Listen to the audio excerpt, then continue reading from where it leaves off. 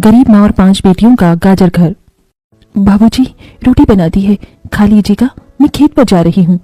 तभी खटिये पर से बूढ़ा रामा खांसते हुए बोला, अरे बहू, ये ले, मेरी शॉल लेती जा, बाहर बड़ी ठंड पड़ रही है। नहीं बाबूजी, इसकी जरूरत आपको ज्यादा है, क्योंकि घर में ओढ़ने को एक भी कंबल नहीं। माँ, आज हम तीनों भी आपके साथ चलेंगे खेत पर। पर बच्चों, तुम्हारे पास स्वेटर भी नहीं, सर्दी लग जाएगी। माँ, जल्दी तो आपको गुलिया दीदी और तानी दीदी को भी लगेगी।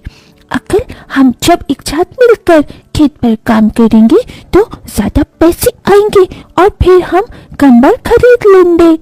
मेरा राजा बेटा कितना समझदार हो गया है, माँ के दुख को समझने लगा है। सरिता अपने बच्चों के साथ खेत पर आती है, जो कि जंगल के पास पड़ता था। बच्चों, हमें आज के आज खेत जोतकर गाजर की फसल बोनी है। सरिता की चारों बिटिया और राजा भी कड़ी मेहनत से बंजर खेत को जोतते हैं और फिर सब मिलकर खेती करते हैं। दिन बीतते हैं।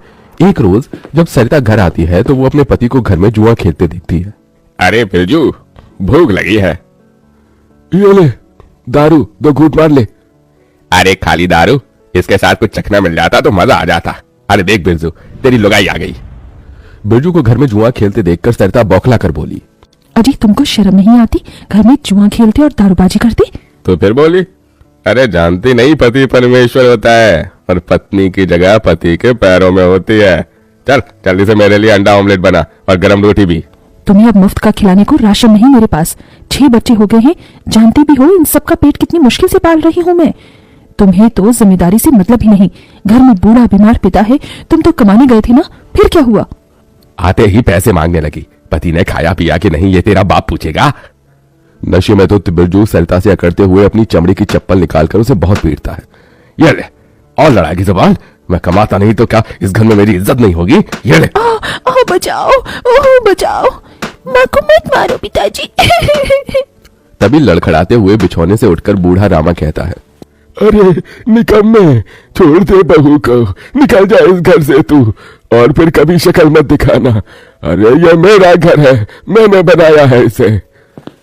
बिरजू चला जाता है। तभी रामा रोते हुए बोलता है, अरे जाने कैसे उड़ाऊ बेटे को जन्म दे दिया है मैंने। मेरे हाथों भारी गलती हो गई जो इसे तेरी शादी कराई। बहू माफ कर दे मुझे। पर उस 5 बेटियों की गरीब माँ का दुख इतना ही नहीं था कि एकदम से जोरदार तूफान उठा और झोपड़ी की छत हवा के झोंके से उखड़ कर गिर गई। हे भगवान, इतना भयंकर तूफान!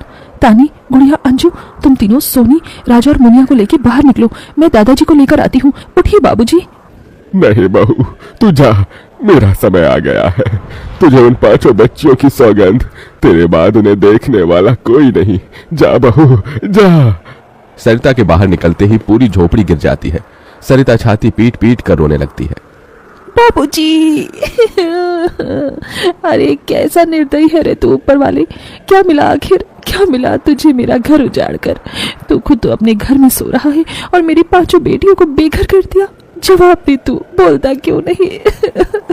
सरिता को टूट कर रोता देखकर उसकी 5 बेटी भी बिलख बिलख कर रोती है।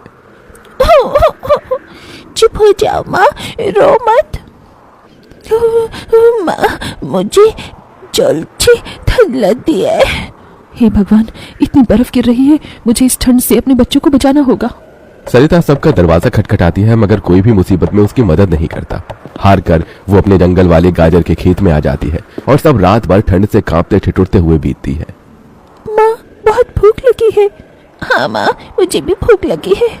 तभी सरिता की सबसे बड़ी बेटी तानी खेत में देखती है जहाँ लाल लाल गाजर उगे थे। देखो माँ, हमारे खेत में तो गाजर तैयार हो गए हैं। फिर तानी अपने सभी भाई बहनों को गाजर तोड़ कर देती है। ये लो मेरी बहनों, गाजर खा लो। अपनी बेटियों को ठंड में ऐसे देख उस गरीब माँ का मन अपार दुख से भर जाता है। अपनी इस गरीब लाचार माँ को माफ कर देना बच्चों, तुम्हें ये ठंड भोगना पड़ रहा है। तभी एकदम से दिन का माहौल रात सा हो जाता है और तेजी से बर्फ गिरने लगती है। बाप रे बाप, एकदम से इतनी ठंड, ऐसी तो बिना घर के हम बच नहीं पाएंगे।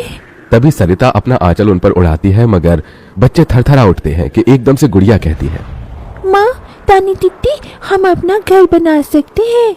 मगर कैसे बिटिया, हमारे पास पैसे भी तो नहीं। माँ देखो, हमारे खेत में कितने सारे गाजर उगे हैं, हम इसी से अपना घर तैयार करेंगे। पर हम सबको साथ मिलकर मदद करनी होगी। राजा बेटा, जब तक कि हम गाजर घर तैयार नहीं कर लेते तुझे अपनी छोटी बहनों का ख्याल रखना होगा। रखेगा ना? हाँ माँ, रखूंगा। सरिता आग जलाकर अपने दोनों सबसे छोटे बच्चों को उसके पास बिठा देती है और खुद अपनी चारों बेटियों के साथ उस भयंकर ठंड में गाजर घर बनाने लगती है। अंजू, सोनी, गुड़िया, तुम दोनों मुझे और तानी दीदी को गाजर तोड़ तोड़ कर दो, हम घर बनाते हैं। ठीक है माँ। गरीब माँ बेटियां मिलकर गाजर घर बनाती हैं, मगर घर एकदम से ढह जाता है, जिससे सरिता दुखी हो जाती है। कितनी मेहनत से ये गाजर घर बनाया था हमने, मगर सारी मेहनत बेकार चली गई। तभी चारों बेटियां रोते हुए गाकर अपनी माँ को हिम्मत देती हैं। जिंदगी की यही रीत है, हार के बाद ही जीत है। थोड़ी आंसू है थोड़ी हंसी, आज गम है तो कल है खुशी। जिंदगी की यही रीत है, हार के बाद ही जीत है। मेरी बच्चियों। रोते हुए सरिता अपनी बेटी को गले से लगा लेती है। वो फिर कोशिश करते हैं, कई बार उनका गाजर घर बिगड़ता है। तभी गुड़िया कहती है, माँ, अगर हम अपना गाजर घर मजबूत बनाने के लिए पहले लकड़ी फट्टी से ढांचा बना ले तो फिर हमारा गाजर घर नहीं गिरेगा। सब ऐसा ही करते हैं, जिससे उस बार उनका गाजर का घर मजबूत बन जाता है। सरिता अपनी पांचों बेटियों और बेटे के साथ घर के अंदर आती है। तब जाकर उनके शरीर को गर्माहट महसूस होती है। अरे वाह माँ, दीदी, आप सबने कितना सुंदर गाजर घर बनाया है और ये कितना गर्म भी है। तभी सरिता अपने बेटे बेटियों का मुंह देखती है। सबकी आंखों में भूख थी। मैं जानती हूँ तुम सबको भूख लगी है ना, अपनी माँ को एक दिन दे दो, मैं कल काम ढूंढ लूंगी। ठीक है, आज हम ये गाजर खाकर सो लेंगे। आप भी खा लो ना माँ, आपने 2 दिन से कुछ नहीं खाया। सोनी अपने नन्हे हाथों से अपनी गरीब माँ को गाजर खिलाती है। अगले दिन सरिता ठंड में इधर से उधर काम ढूंढने भटकती रहती है, मगर कोई उसे काम नहीं देता।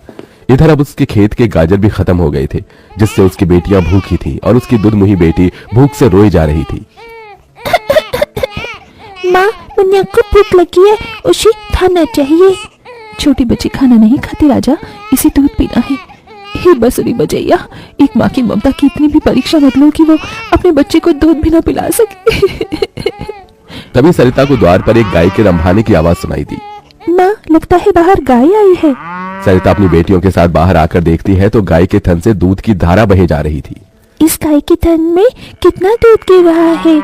सरिता गाय का गर्म दूध अपनी बेटी को पिलाती है। तभी गाय उसके खेत में जाकर गोबर कर देती है, जिससे एकदम से जादू होता है और खेत लाल चमकदार गाजर से भर जाता है। माँ, ये तो कोई जादुई गाय लगती है।